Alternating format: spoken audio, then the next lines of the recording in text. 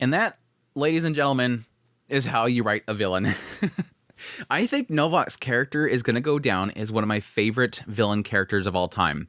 From the very first moment we met him and that music chimed in and Kendra Suda's voice came out, it has been an epic villain character. Now, I had my hesitation. Over time, I had my hesitation about what are they going to do with this character? Are they going to do a redemption arc? Something he's going to realize that his daughter was behind everything and suddenly he, becomes good. Is Raphael, his sacrifice, going to change his mind? Sort of. All that stuff, sort of. In the end, it comes down to a really good character that even to the last moments still does what he was commanded to do, that he's accepting at this point seemingly that is wrong, but he still pushes to the end to make sure that his fight was not for nothing, that Bodini didn't die for nothing, that Huxley didn't die for nothing, that it was all a threat to the church, and then in the very end realize he was always wrong. He was always wrong. Back here, like how he puts it, when Raphael died for that, I thought to myself, don't die for your or somebody else's belief. You're too young. I believe back then God was trying to tell me to change, and I didn't listen to it. He was giving me one final chance. I didn't accept it. And the end, praying for his own daughter, sacrificing himself, accepting upon himself the sins of his daughter. Please let my daughter up there. Oh, it's so good. It's so good. And Kendra Suda's voice acting was absolutely fantastic. But yeah, I watched episode 22 and 23. Really love these two episodes. I was going to do a video on 22, but then 23 was pretty close to being released. So I'm like, I'll just wait till they all both come out. And I think it was worth it because I think the two of them go so well together.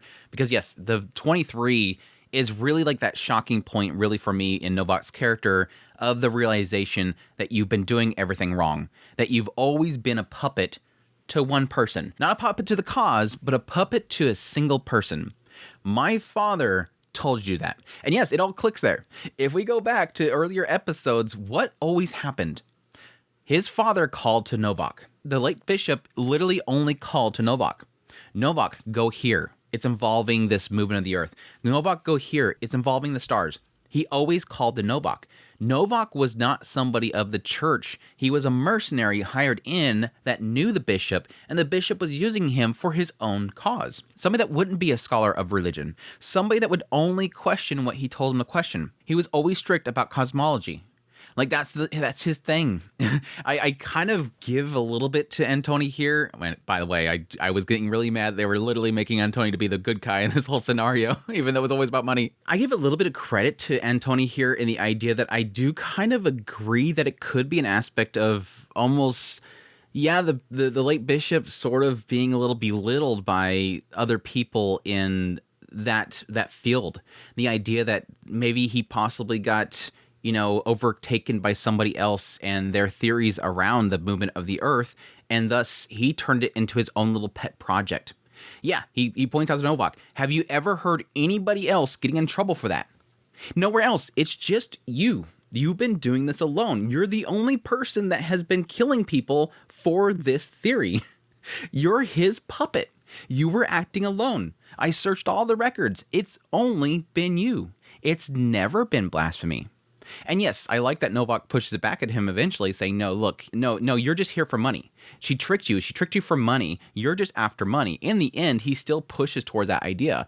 But I like that initial aspect of realization of, no, you've always been a tool. You've never been in some holy crusade. You've been never helping the church. You've only been helping my father. And now the times have changed. And I do agree with Antoni here. Again, I really hate the fact that, especially 22, it was kind of making out like Antoni's going to be the good guy here. He's never been a good guy. It's just, he kind of seen his own gain. He wanted power. Even back there with Jolenta, he wanted power. He was trying to get the power from his father. In the end, it's his own gain. But in the end, he's accepting this idea, and he's possibly going to give us a route where the knowledge that we've been building up to so far is at least going to get out. But his whole thought process here, of course, is the idea that what actually makes it blasphemy? And Novak can't give an answer. I kind of thought that for the longest time they were sort of putting Novak in a realm where he was knowledgeable about this stuff. He knew it through and through. Because in order for him to essentially be an inquisitor for the situation, he has to know what's true and what's not and what fits with the scripture. But he doesn't have an answer. And I think that's basically because there's no given rule set in the ultimate church. Throughout church, it's wrong because it doesn't fit this scripture. Again, everything was told to him by the bishop, the late bishop. He told him, go after this person. He told him, go after this. It was nobody else. There was no established rule set here. But yeah, Antoni is correct here in the idea of we'll just figure it out. We're going to take on this theory, again, for money. And then later on, us as people that study the scripture will then go through and see how it fits. That's what we do. We're not here to say what doesn't fit. We're here to say, does it fit? And then that's literally what's going to happen. That's literally what's going to happen. That's how all this stuff really does change in the end. But yeah, in the end, I'm kind of just turning to Novak and saying, you're going to be erased. You did this all yourself. We'll delete all the information that we have around you. We'll just burn it all. Go home. Rest. You had the bad role in life. That's your role. You got put in there. It is what it is. Move on. Ugh. Again, I do like the fact that Novak's character in the end, as he kind of puts himself later on, I am the villain. In the end, he still sees, no, these people didn't die for nothing. I got to make sure to, in the end, make this all technically still history. I need to make sure this remains history. I need to take you out, burn the place down. And they're going to, of course, think it's all because of this theory. This theory caused all this stuff. It's dangerous. Get away from it kind of thing. Oof. Oof in the end. But yeah, the fight breaks out. Novak gets stabbed. Jaka gets stabbed. Antoni's croaked. And everything burns down before Novak gets a vision of Raphael. I love the fact that it's Raphael in the end. Because again, I've always thought Raphael was going to be the changing point for Novak. That the boy sacrificing himself for this belief was proof that there's something here. He's got to know something I don't. He can't be wrong. And again, there's a connection there for him to his own daughter and the idea of somebody that you love, your child, and this is going to be somebody's son. Your child believed in something. Maybe there's something there that I should be looking into. Sure enough, right here is proof. The fact that Raphael pops into his mind, not his father, not Yolenta, not even the bishop that he's been following this whole time pops into his head. It's Raphael because he believes that Raphael was the one that was sort of God's last chance for him. That he believes that God, that you were probably the last chance that God was giving me to realize what I was doing was wrong. But no, I'm the villain. In the end, acknowledging I am the villain because, yeah, I realized the moment I heard that, is it even blasphemy? I still pushed. I still went with it. It's all been a joke in the end. It's sad. It's sad because in the end, it's almost that aspect of, again, like he puts it, was what was all this. But I do like how, again, acknowledging that Raphael is technically Novak. I think technically Raphael is personifying what he thinks Raphael would say.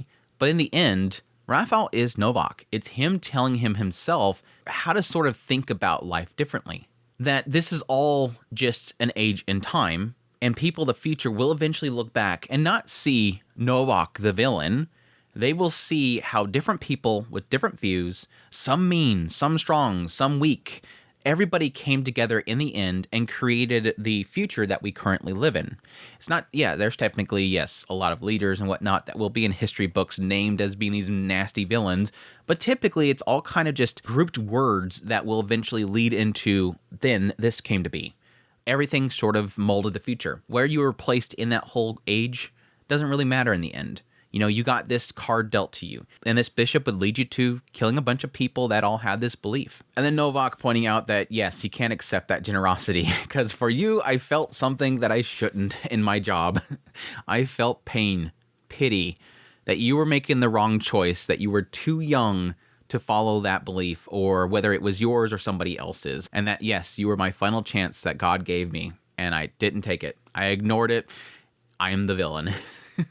In the end, I am the villain. There is something kind of nice about the aspect of accepting, or I guess realizing in the end, the wrong choices that you make and the suffering that it caused. But yes, the last part, this is the question mark. Because yes, he requests that, can you make sure that she gets to heaven? My daughter, can you make sure that she gets to heaven? He's like, no, I told you before, I don't know what happens after death. I don't know where she's going, but if you want to do something for her, do what is appropriate. Finish what you started. That was an interesting thing. And I think that sort of leads me into some theories when it comes to Yolenta's hand. Because yes, he reaches into the little thing, brings out the glove, reaches into the other pouch, brings out the hand of Yolenta.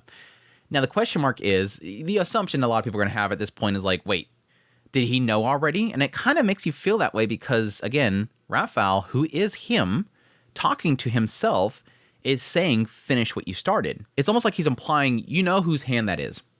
And yes, it technically makes sense because when he came out of that carriage, he said that he thought he's seen something. He thought he's seen his daughter. And so he could have been that he grabbed that hand because of that. But yes, as an inquisitor, in a lot of these cases, whenever they take down somebody, especially the head of a heretical group, they're going to keep a head. They're going to keep the head in order to identify that they took down the target. But yes, since she blew herself up, there's not much evidence left behind. So yes, the one part that is remaining, he's going to keep it as proof that he took her out. So he could have kept the hand just as a way of identifying the leader, but he could have also kept it because he, in the back of his head, thought it was his daughter's. And right there, he's finally making the connection. I assumed that he was going to figure it out based on the book because I really like the fact that they put her name on there. By the way, really great they put her name on there. It basically fulfilled the wish that she had, was that her name was going to be on a book or something wrote, which I thought was really cool. But it doesn't seem like it's going to be the case because that damn book's gone. Unless it's back at the printing facility, because I think they left it over there. But anyways, in putting that hand in that glove, which, yes, makes sense because the glove originally was made too big for her. That was what they kind of pointed out. The glove was too big because they made it too big. Probably didn't grow that much since then. It's all, again, it's just symbolisms in the end. I believe that he connected it all. But yeah, at the end, realizing that she finally found a belief or something that she wanted to fight for, that she'd risk going to hell for. And yes, praying to God that he takes upon the sins that she can go into heaven. It sucked. It sucked. Again, I do really appreciate what they did with Novak's character. Again, it is the idea of somebody being manipulated, somebody believing what they were doing was just. And I've been saying that for his character for a long time. It's that aspect where a story like this, you have to sort of think from the perspective of the characters individually. It's very easy to immediately go, oh, Novak's an evil character and the church is evil, and so we're just going to see them all as evil. It's more interesting to try to think in their mindset of, in the time period, in their position, they believe this is true. They believe this is the will of their God, and thus they have to protect it. Just like that speech that the bishop gave, and the idea that there was a time of chaos and we're trying to keep order. So it's very important that you stop anybody that's trying to break that order. They believe they are saving lives, and thus they're going to fight tooth and nail for it. But I like the fact that despite Antoni coming to him and saying, you've been wrong this whole time, he still pushes to make sure that it remains true. Otherwise, again, this guy's really old. Everything was for nothing. And my daughter died for nothing. I need to make sure that it remains true because otherwise my daughter died for a lie. That's the biggest, most painful part of the whole situation, is that my daughter died for a lie. I can't have that. I need to make sure that it remains evil. And in the end, realizing I had a chance to stop this whole thing and I didn't. And there's that regret. What was this all for? This was all a big joke, basically. It's really great writing. And I think this is going to go down as one of my favorite villain characters of all time. Super good stuff. Anyways, I think that's all I want to talk about. I just want to gush about Novak. I really don't care about much else. Like I said before, I was going to get really mad if Antoni ended up being the good guy, because I think for the very beginning, he technically was pointed out as somebody that was just power hungry. He was willing to cut anybody in his way in order to get, again, he technically sacrificed Yolanta in order to gain power. Super nasty dude. And then there was a moment that I was thinking that they were actually going to make him out to be the good guy that actually helps this book get out there. And again, it comes down to power. He wanted power and money. It was surprising that Draka went to Antoni. Well, it does technically make sense because I think from Draka's perspective, trying to think the whole situation through, I'm being hunted down, I'm dead anyways, I might as well hide in the lion's den. She chose to go to Antoni because Antoni at some point gave at least an inkling that he would actually shield her because, again, I think she's seen in his eyes he wanted power. When I confronted him back here, I said, your church is falling apart. People are leaving you guys. They don't like you anymore. You're going to crumble unless something changes. I have a plan. He was like, come with me. He literally welcomed her in. And so I can see her going, okay, I have something here. I can possibly talk him into it. But yeah, I don't like the guy still because, again, it's his fault everything around Yolanta happened. I don't like the guy. I didn't want him to live. But I like how Draka kind of put that into his head. And the idea of like, who said it's blasphemy? Oh, you're right. It's literally passed on. Draka points out to Antoni, is it even blasphemy? Is it even blasphemy? He's like, yeah, that's true. Is it even blasphemy? It's whoever's in power, technically, which again is that aspect of like how nasty this whole system is. And then Antoni literally does the same literally passes it on over to Novak. Who said it's blasphemy? Who said it's blasphemy? Give me your viewpoints. Give me the concrete evidence here. Oh, that's right. You don't know. You just know whatever my father told you. He's not around anymore. We'll figure it out. Don't worry about it. Go on home. Be erased by history. Go away. Good stuff, though. I'll be curious where it goes from here. I'm assuming the letter that Draka sends off is possibly going to have, I don't know, it may have some information on where they may store a backup. Maybe possibly she knew that this was going to go south. I think what can end up happening is where the story can go from here is not so much that the book that Oxy wrote gets out there, gets published, because they tried that. They tried to build it up there, and again, it could be technically back with the printing. I think they left it there. I can't remember off the top of my head. But Draka only has a letter, sent out the letter, and died. Either way, nobody currently has it in hand. So it could turn into one of the things where, yes, somebody gets pointed to where the book is at, and then they take that and they publish it out. Or it can just be simply the idea that because of everything these characters had done up until this point, up until the end of episode 23, all they have accomplished at this point is essentially the two people that were trying to stop this concept, this theory, are now gone. The bishop and Novak are gone. Nobody else technically is coming after these people. So now all needs to happen is that letter that Draka sends out goes to somebody that says, look into this again. That's all it has to do. Look into this again. The earth is moving. That's it. The letter just says earth. It means a little thing. The earth is moving. That's it. And then that's the trigger for somebody else to look into it. And again, there's nobody impeding them, and thus it will continue on. But we'll see. We'll see. Anyways, that's my thoughts on episode 22 and 23. I hope you guys enjoyed this video as always. If you did, hit the like button down below. My last video got super nasty, negative responses, dislikes.